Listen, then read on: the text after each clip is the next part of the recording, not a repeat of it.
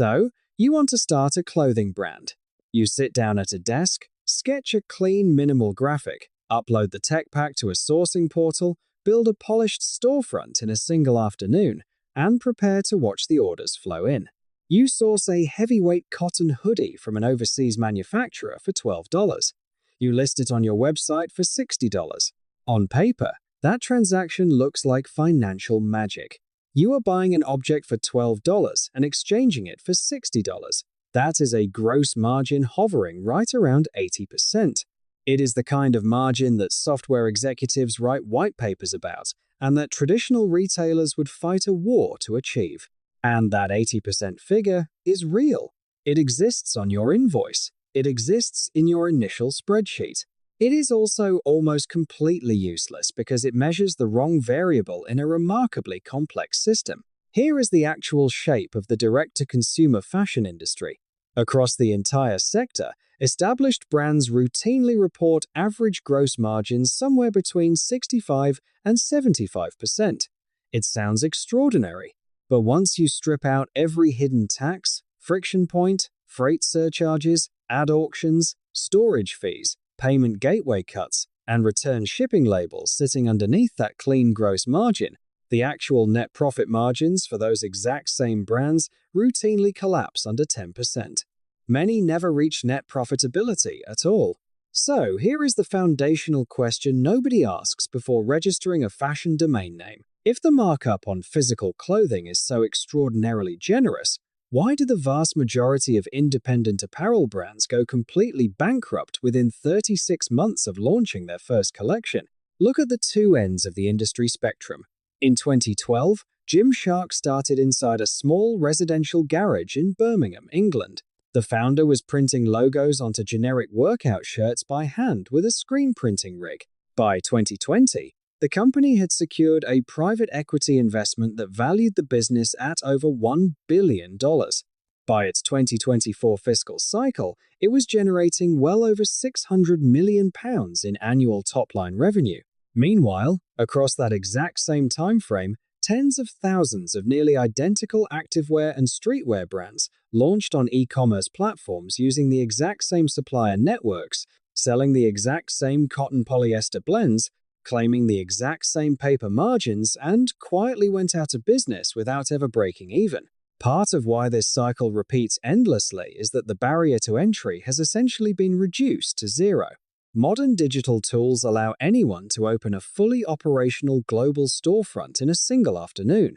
In a single recent year, over 1.7 million new online clothing stores registered globally. The overwhelming majority of them never processed more than 100 total orders in their entire operating lifetime. First-time founders make the exact same mathematical mistake almost every single time. They look at the unit production cost from the factory. They subtract it from the retail price tag on the website. They look at the remaining gap and call it profit. That number is pure fiction. The entire reality of the business lives inside the space between those two numbers. Let us follow the journey of that single $12 hoodie. It begins its life on a factory floor in Guangzhou or Bangladesh. $12 landed cost at the factory gate. That is the figure every new founder falls in love with. But a hoodie sitting on a wooden pallet inside a warehouse in Asia generates zero revenue. It has to physically move across the globe to reach your customer's front porch. And physical movement in the global economy is an expensive proposition. If you ship that inventory by ocean freight, you are paying several dollars per unit in base ocean charges, port handling fees, and drayage fees, with a transit timeline stretching anywhere from 20 to 40 days. But if your launch date is locked and you cannot afford to wait 6 weeks for a vessel to cross the Pacific, you are forced onto air freight. Air transport will instantly add $8, $10, or $15 per unit directly onto your base cost, depending on global cargo capacity and fuel price volatility. Then the shipment touches the port of entry. The United States government levies import tariffs on foreign apparel that routinely range from 16% to over 32%, depending on the specific fiber composition, weave, and origin of the garment. On a $12 base cost, import duties immediately strip away another $3 to $5 before the box has even been unloaded from the chassis. Now the box arrives at a warehouse. Unless you intend to stack thousands of cardboard boxes inside your personal living room and hand-pack every parcel yourself, you must hire a third-party logistics provider. These fulfillment warehouses charge for every single interaction. They charge a fee to receive the pallet. They charge a monthly storage fee per shelf slot. They charge a pick and pack fee every time an employee walks down an aisle to grab a single garment. Combined, storage and warehouse fulfillment consume another $3 to $6 per unit. Then the customer clicks the purchase button on your website, and even the act of receiving money incurs a structural toll. Payment processors take roughly 3% of the total transaction value, plus a fixed fee per charge. On a $60 transaction, over $2 vanishes instantly and automatically before the funds ever hit your business bank account.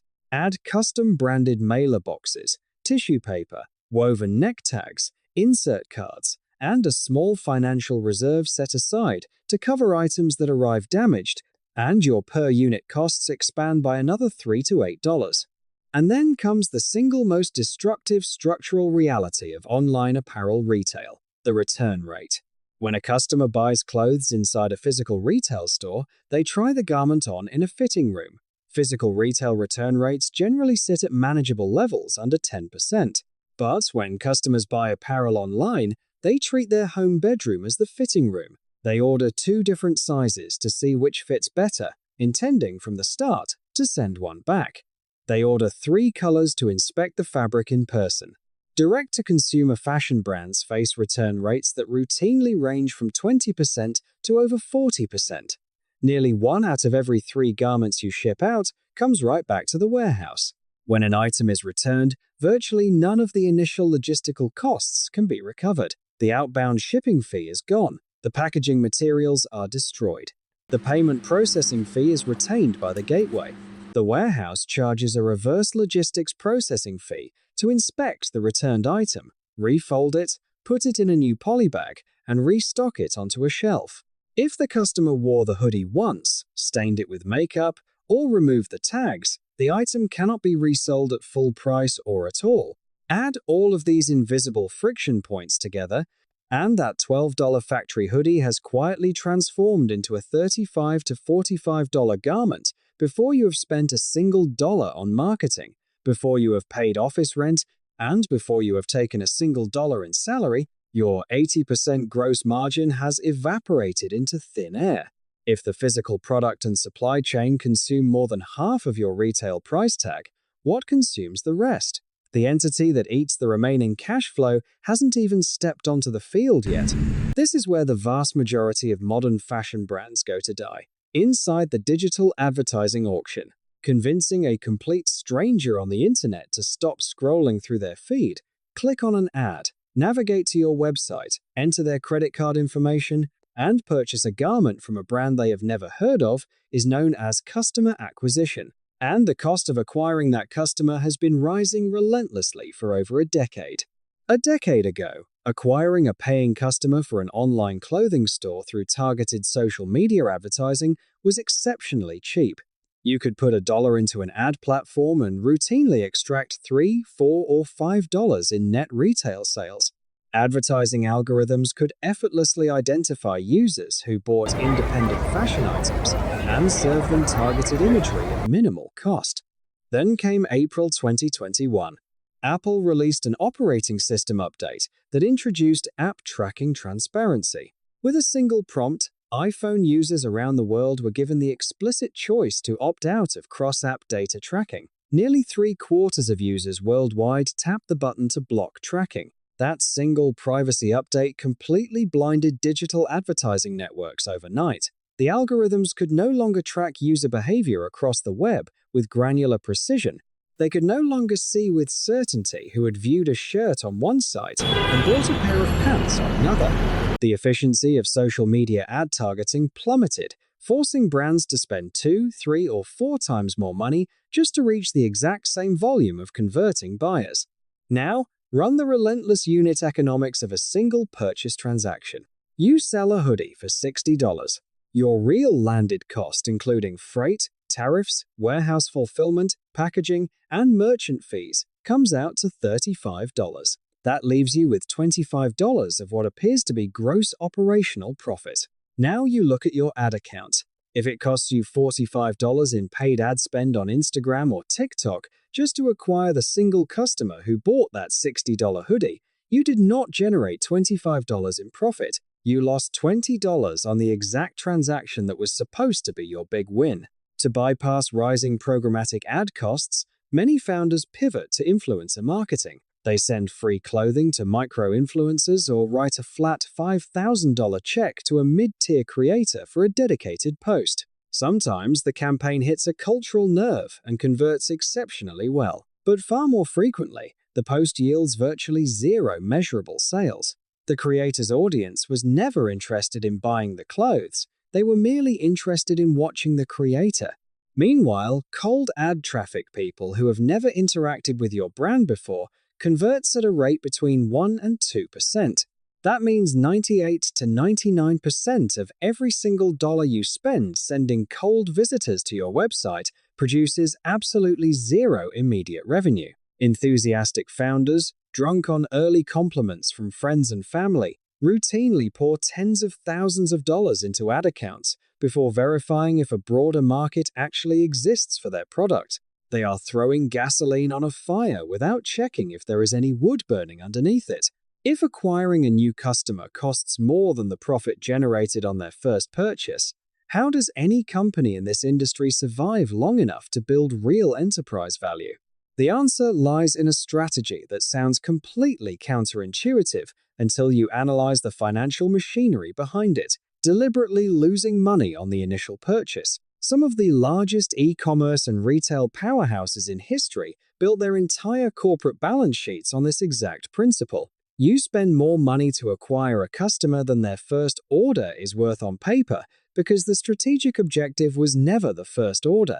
The strategic objective is every subsequent order that customer places over the next 3 to 5 years. This metric is measured as customer lifetime value. If spending $50 on advertising loses you $15 on a customer's initial hoodie order, but that exact same customer returns over the next 18 months to buy 3 more items at full price without you spending another dollar on ads, your initial $15 loss transformed into a net cash gain of over $100. The primary engine that unlocks this secondary profit is owned media marketing, specifically email and SMS channels. Specialized marketing automation platforms allow an established apparel brand to generate 30 to 40% of its total annual revenue at almost zero incremental cost per message sent. There are no ad auctions, no bidding against corporate competitors for user attention, and no platform policy shifts. You are communicating directly with a database of human beings who have already handed you their credit card once. The structural trap, however, is that the vast majority of apparel customers never give you the opportunity to sell to them a second time. Across the entire online fashion sector, repeat purchase rates hover at a modest 20 to 30%. That means 70 to 80% of all the human beings you paid so heavily to acquire buy exactly one garment, close the tab, and vanish forever. Desperate to bump up that repeat purchase metric, brands often attempt subscription models for basic items like socks or t-shirts. But automated subscriptions frequently make a lifestyle fashion label feel less like an inspiring personal choice and more like a recurring utility bill that the customer wants to cancel.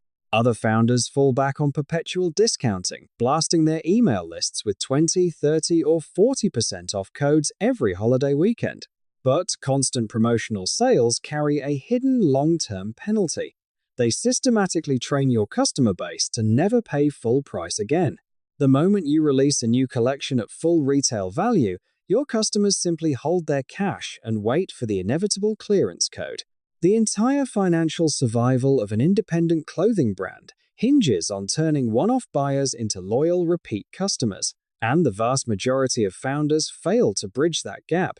Why is loyalty so extraordinarily difficult to secure in modern fashion? Because at its core, nobody is actually buying cotton. A standard, high-quality blank hoodie can be manufactured by thousands of competing textile mills around the world for roughly the exact same base cost. What separates a $12 generic hoodie on a wholesale rack from a $300 hoodie sitting inside a luxury boutique is rarely the physical construction or the fiber thread count. It is the narrative wrapped around the fabric. Thriving apparel brands allocate 15 to 30% of their entire gross revenue toward creative production, photography, video assets, editorial styling, and brand positioning. A single high-end editorial lookbook shoot, complete with professional agency models, creative directors, photographers, hair and makeup artists, and studio venue rentals can easily consume anywhere from $5,000 to $25,000. And that investment covers just a single seasonal drop, a single moment in the brand's ongoing story.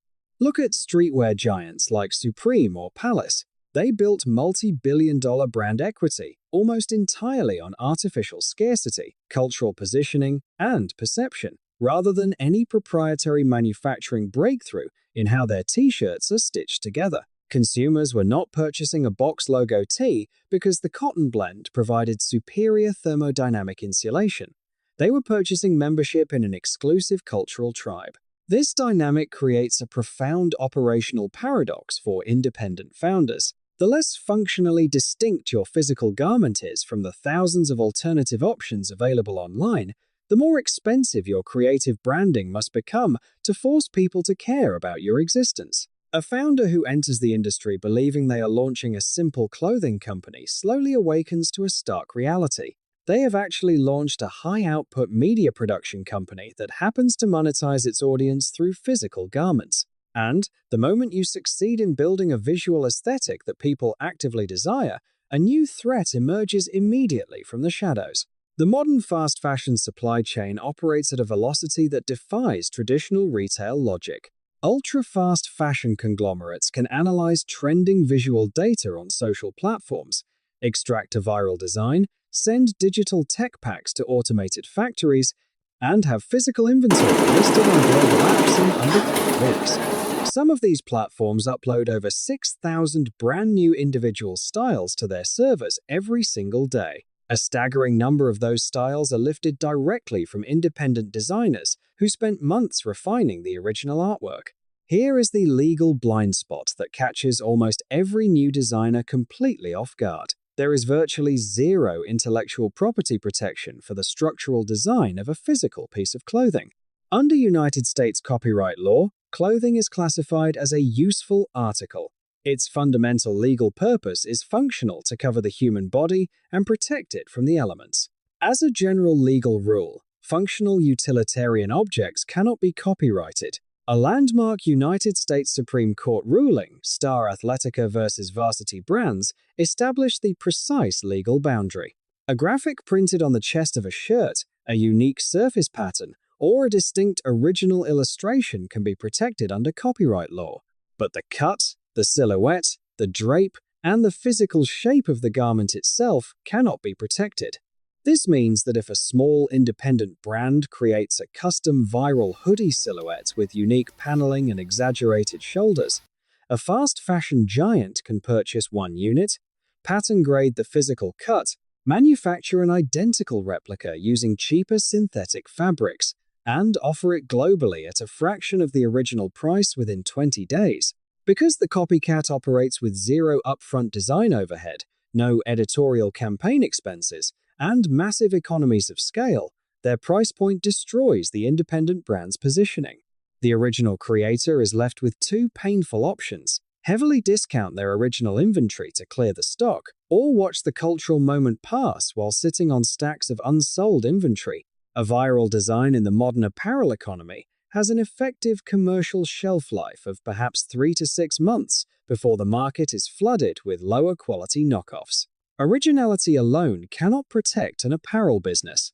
Even if a brand manages to navigate ad spend and intellectual property theft, a much more mundane financial threat destroys more clothing companies than any competitor ever could. Minimum order quantities. Garment factories do not set up their industrial cutting tables and sewing lines to manufacture one hoodie at a time. To make a production run economically viable, factories enforce strict minimum order requirements, typically ranging from 100 to 500 units per individual style or colorway.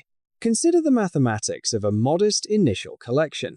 Suppose you want to launch a single hoodie style in 3 distinct colorways: black, cream, and olive.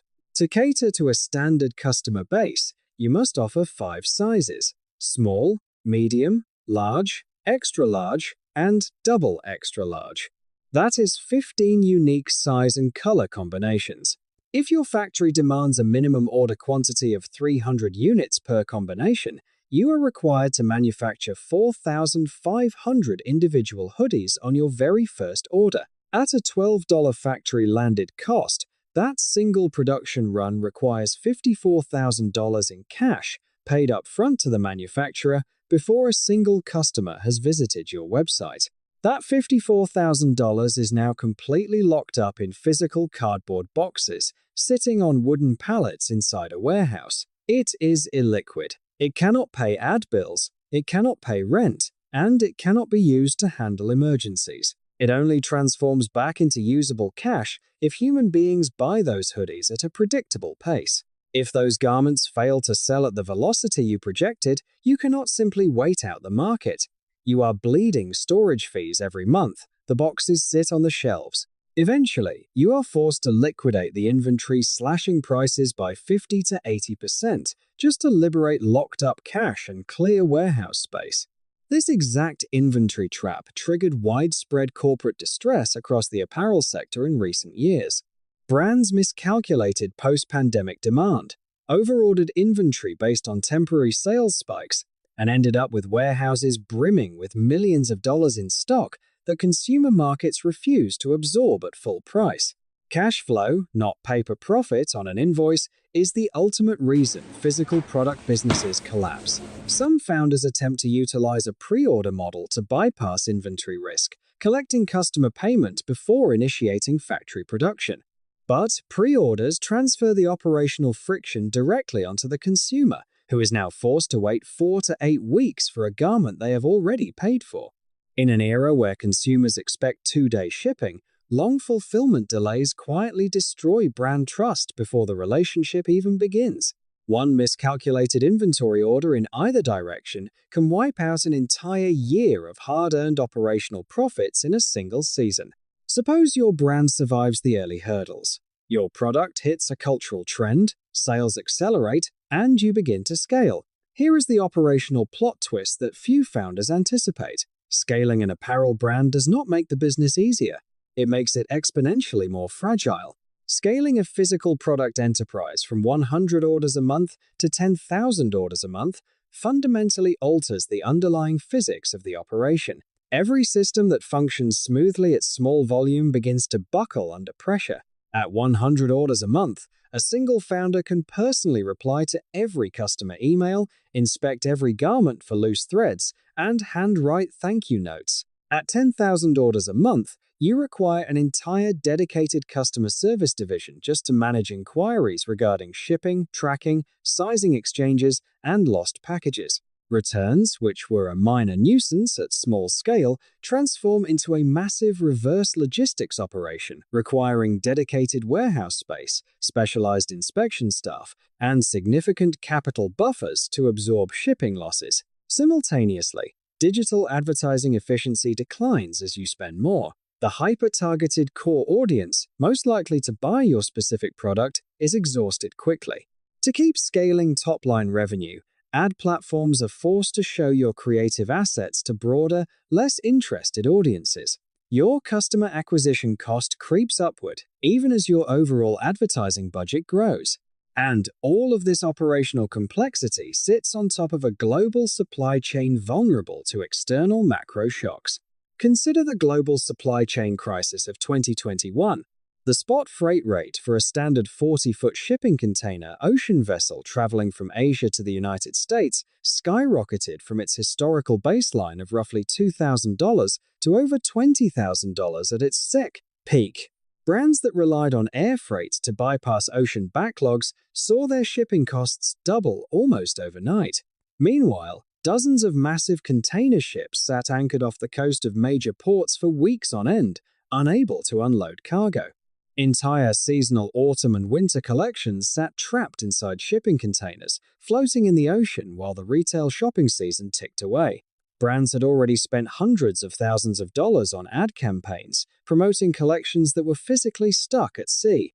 Consider what that supply shock does to a growing company's balance sheet. The operational expenses keep arriving every month: warehouse rent, software subscription fees, employee payroll, agency retainers. But the physical inventory required to generate revenue to cover those fixed overhead expenses is stuck on a vessel in the Pacific Ocean.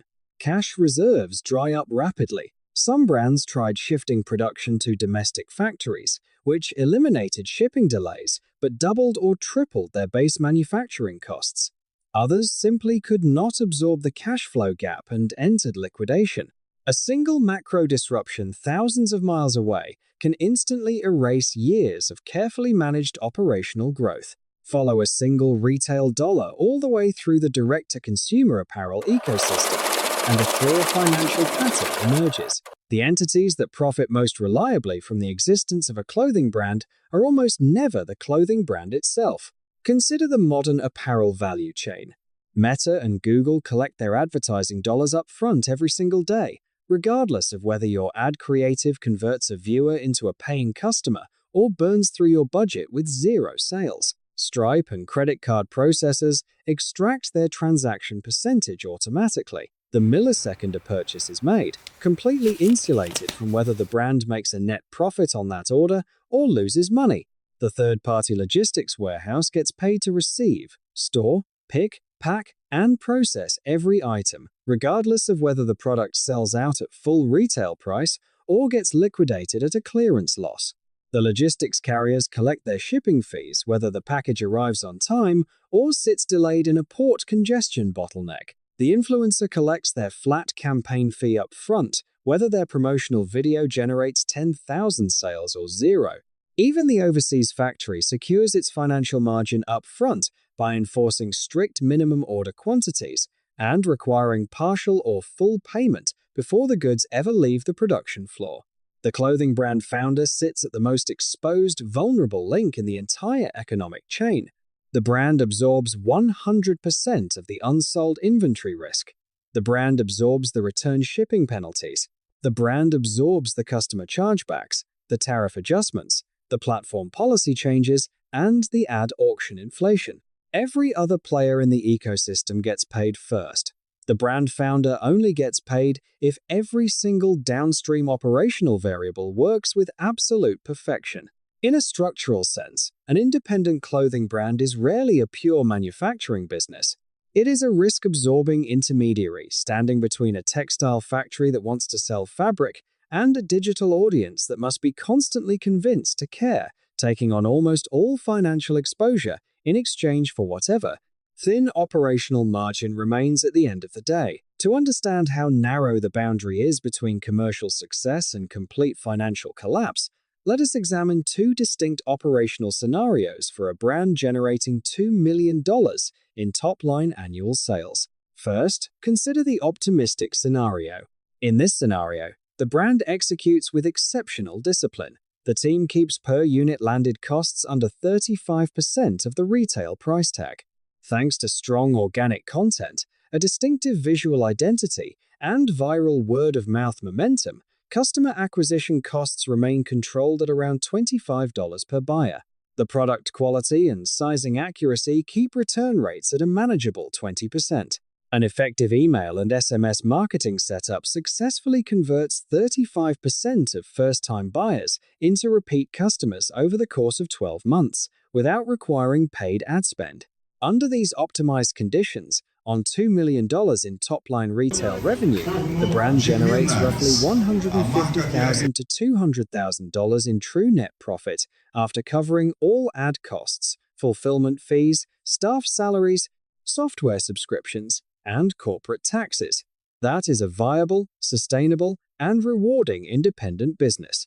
Now, consider the realistic scenario, the scenario that plays out for the overwhelming majority of independent founders. In this scenario, top-line revenue is still $2 million. It looks impressive on social media screenshots, but underneath the surface, several small variables have drifted slightly off course. Digital ad platform efficiency declines, pushing customer acquisition costs up to $45 per buyer. Sizing inconsistencies and impulse buying push the return rate from 20% up to 35%. A ocean freight delay forces the brand to miss its primary fall marketing window, forcing them to liquidate $60,000 worth of seasonal inventory at a 50% clearance discount just to pay incoming warehouse invoices.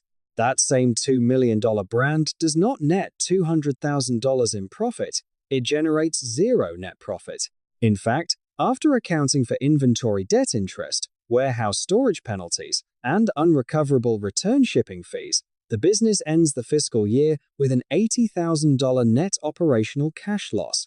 Notice the terrifying mathematical reality of this business. The difference between a thriving year generating $200,000 in personal profit and a catastrophic year losing $80,000 is not a 50% crash in sales volume. Top-line sales were identical at $2 million in both scenarios. The entire difference was driven by a handful of minor operational variables: customer acquisition cost, return rates, freight tariffs, and inventory velocity moving unfavorably by just a few percentage points at the exact same time. That is the true unit economics of owning a clothing brand. It is not the flashy 80% gross margin printed on your factory invoice. It is the razor-thin 5% net margin or less that survives the gauntlet between the factory floor and the customer's closet. If you ask failed founders what drove them to launch a fashion brand, the most common answer by a wide margin is a personal passion for design, fabrics, and aesthetics.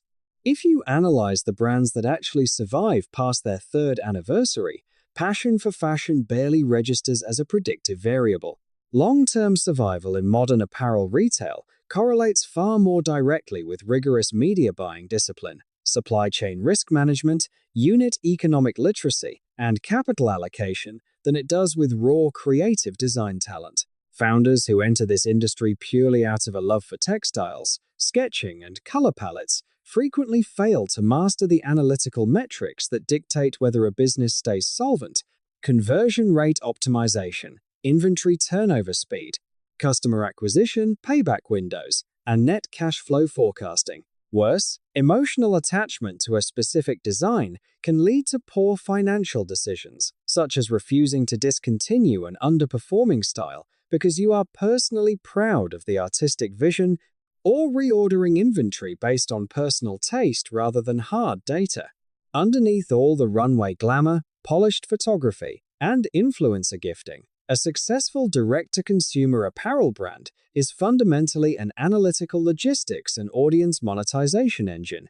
The brands that thrive over decades operate like media networks that happen to sell physical clothing as their primary monetization vehicle. Look at global icons like Nike. The company spends billions of dollars annually on storytelling, cultural narratives, athlete sponsorships, and community engagement, far more effort than it spends highlighting the technical thread construction of one sneaker versus another. What Nike is selling is a sense of personal identity and emotional aspiration that the physical shoe delivers. Surviving brands build assets they truly own: an engaged email subscriber base, a distinct brand identity, and a direct line of communication with their community that does not require paying a tax to a social media ad auction every single time they want to speak to their customers. That owned audience is the real enterprise asset, not the cotton hoodies sitting on pallets inside a third-party warehouse. Clothing brands fail at the staggering rate they do because most founders believe they are entering a simple product sales business. What they are actually building, whether they recognize it or not, is a high-stakes system for capturing, retaining, and monetizing human attention in an increasingly crowded global market. The hoodie was never the real business. Capturing and keeping the audience was the business all along.